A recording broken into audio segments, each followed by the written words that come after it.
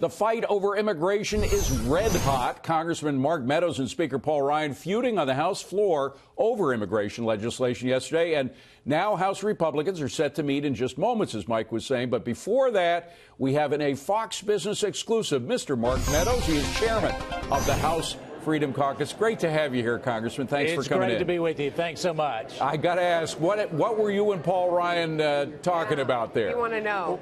Well, obviously, I was passionately advocating on the House floor is the way that I like to put it. But, certainly what we've got is we're getting down to the final hours.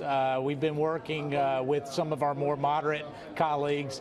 There were some things that were supposed to be in the bill that actually, when you finish reading the actual text, that either was not working the way that I believe that they should, or they weren't in there at all. And I think that was a big surprise, and that came literally in a whip briefing at the 11th hour. Well, yesterday afternoon. What's interesting, I mentioned that your measure failed to pass, but you did get 193 votes. Now, Chad Pergram is one of the best whips that we have here at Fox News. I'm sure you know our producer. And he's good, yeah. He's very good. He only expected about 160 votes, so you got 193. That's not too far from 215, which is what it would take to pass.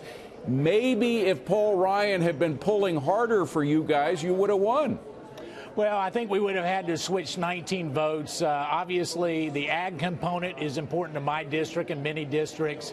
As we started looking at that original bill, there's been a full court press in the last 48 hours on the compromise bill. Perhaps if we had done that on the first bill, we would have gotten to that sweet spot of 218 votes.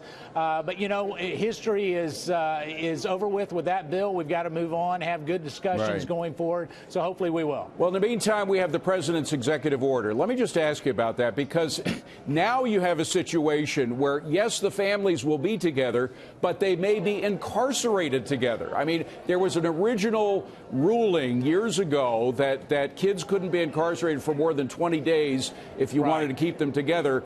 The reason was we don't want kids incarcerated. So now you have two evils. Either you separate the family or you put kids in jail with the parents. Which do you think is worse? Well, it's not incarcerating in a jail sense the way that we have. Obviously, some of these facilities were built specifically with that in mind. We've tried to appropriate for families to be together. We've got to address the issue. No, there's no doubt about it.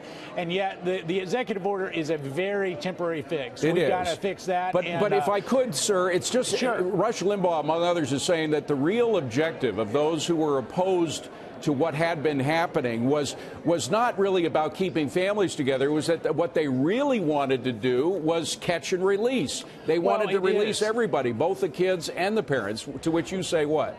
Well, that is the motivation. I guess the other solution is you can say whomever comes across the southern border can, once we apprehend you, if you've got a family, you just get to come on in. I don't think that's what the American people want, and even some of my more moderate members are not advocating for that. And so we've got to make sure that we address this issue, but do it quickly. The next 10 days, we've got to do it before we break for 4th of July. Before you go, I want to switch to the IG report, the Horowitz report on the FBI, and it clearly showed more anti-Trump bias, not only with Peter Strzok and Lisa Page, but with others who were mentioned as well. The big question is whether that bias translated into policy, into action by FBI agents or the higher-ups at FBI.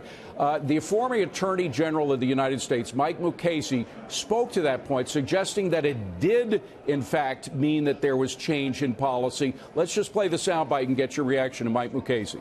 When you say that we have to close out this investigation, that's not just an expression of an opinion. That's a statement of what you have to do on your job. And Strzok was one of the supervisors. Lisa Page was counsel to the deputy director of the FBI. These were not street agents. So what Mike Mukasey was saying, shortly after Trump was nominated, that's when Peter Strzok said, let's get rid of Hillary investigation, move on to Trump-Russia. What do you think? Did bias, anti-Trump bias, translate into policy by the FBI?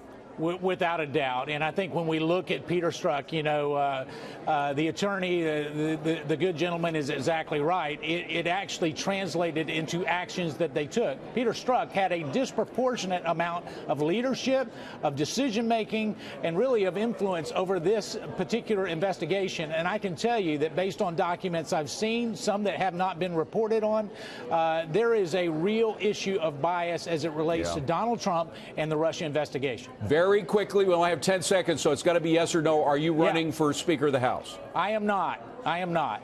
Really? That's a definitive no? That's a definitive no. You heard it here on Fox Business. All right, Congressman, thanks for giving it to us. We appreciate it. Best of luck to you, sir.